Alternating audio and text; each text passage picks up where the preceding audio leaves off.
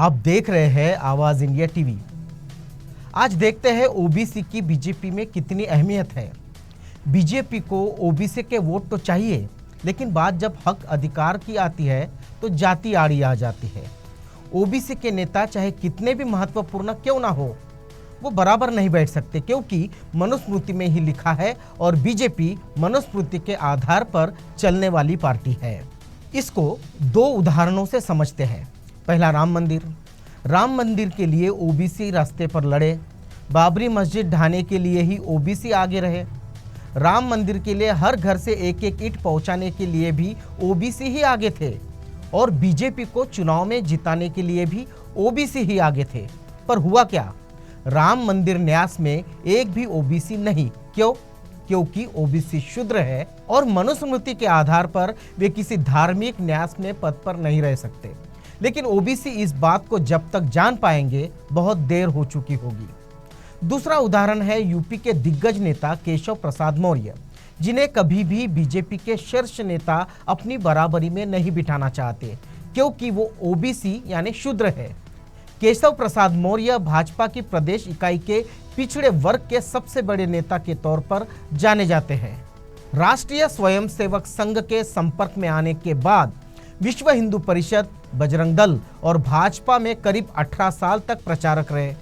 साथ ही श्री राम जन्मभूमि और गोरक्षा व हिंदू हित के लिए अनेकों आंदोलन किए और इसके लिए जेल भी गए।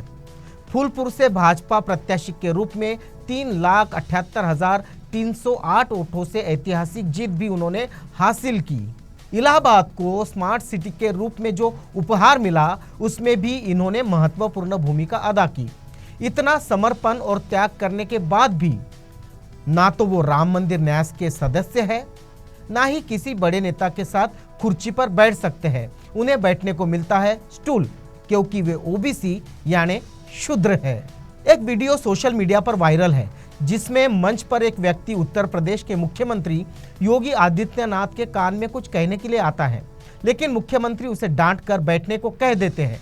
ये वीडियो शेयर करते हुए दावा किया जा रहा है कि कड़े लहजे में जिस शख्स को योगी आदित्यनाथ बैठने को कह रहे हैं, वो उत्तर प्रदेश के उप मुख्यमंत्री केशव प्रसाद मौर्य ही है।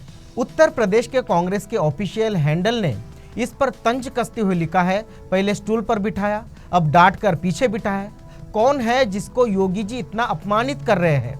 यूपी कांग्रेस ने सीधे तौर पर केशव प्रसाद मौर्य का नाम नहीं लिया, लेकिन कैप्शन में स्टूल, चुपचाप मुख्यमंत्री शब्दों का इस्तेमाल किया।